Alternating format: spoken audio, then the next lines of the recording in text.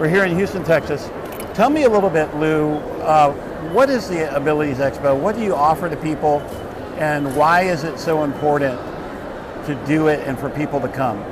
The Abilities Expo is actually a show. It's an expo that was started in 1979 by Pat and Dick Wooten. Dick had polio, and he found that he couldn't find the products and services that he needed because he would go from place to place to place, and he decided to put everything together in one place and start a show. My business partner David and I bought the show in 2008, so we've had it for 15 years. We started in Houston in 2009. It was one of the first 2 launches we did.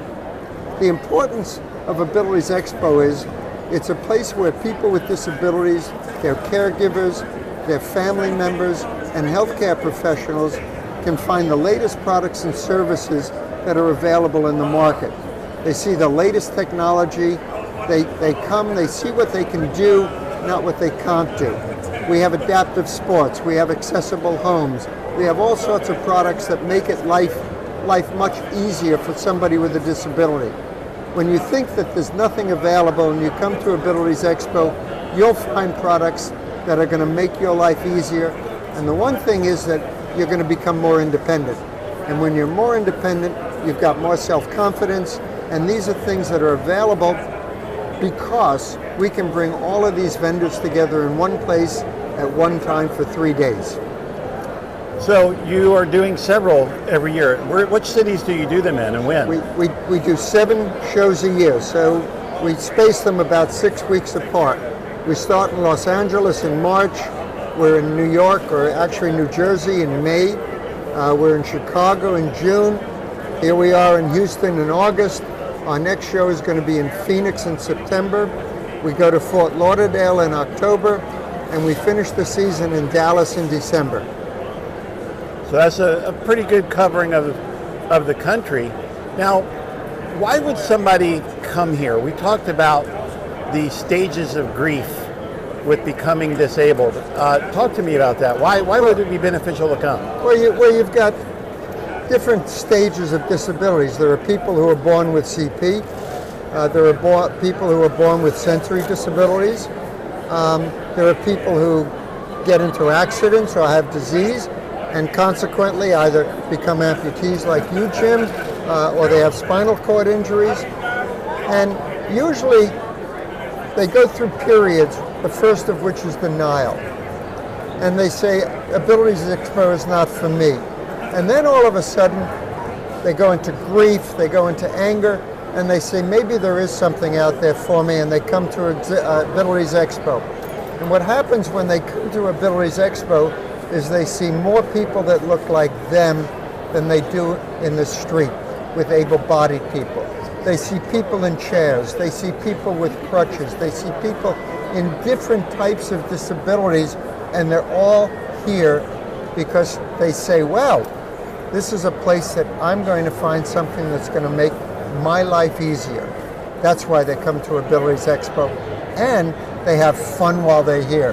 They can see adaptive sports. So, if before they like to do dancing, and they were a dancer, and they can see wheelchair dancing. If they were in tennis, or we have lacrosse. We even have people playing pickleball at this show. That'll be tomorrow. So they can come and they can do the things that they used to do or they want to do, and there are no barriers, even though they have a disability, because they didn't know that it existed. They come to Abilities Expo and they see people doing exactly that with disabilities that are either like them, far worse, or easier. That's outstanding. So I think I will be at the Abilities Expo in Fort Lauderdale, so I'll look for you there. Be great. And knowing now what it is, probably reach out to a lot of the vendors ahead of time to schedule some interviews. Absolutely. And thank you for your time. Thank you for doing this. This is incredible. I'll end this with yesterday was the first time since becoming an amputee that I felt like I was seen. You know, people don't pay attention to the guy or the lady in the wheelchair. Right. People, you know, some people will open the door for you, or noticed, but most people are very oblivious. Especially, I started riding in this jazzy Select Elite wheelchair the other day, and trying to back up in an airport, and people will just cut right behind you and then yell at you when you hit them. And I'm like, look, you're the person who can see me. I can't see you behind my head. It was so cool yesterday to see so many people in wheelchairs, and everybody in the room was cognizant that we were here and noticed us. And it felt like, wow. So that's what you guys gave me. Well, the biggest issue is really education and fear. I'm not going to notice you in a wheelchair because I'm afraid. I'm afraid of what I'm going to say. I'm afraid of what you're going to say to me because I don't know enough. So education is very important in terms of working with the disability community. And if you're not afraid, then you can go out and help people. And that's what it's all about. I want to make your life easier. I want to make you, and you're an independent guy. You've got all these, you haven't lost the use of your hands because you're using them right now. Yes. You've figured out a way to make your life easier. If I can provide you with a product or service or give you information that's going to make it even easier, we all win. Outstanding. Lou, thank you very much for your time.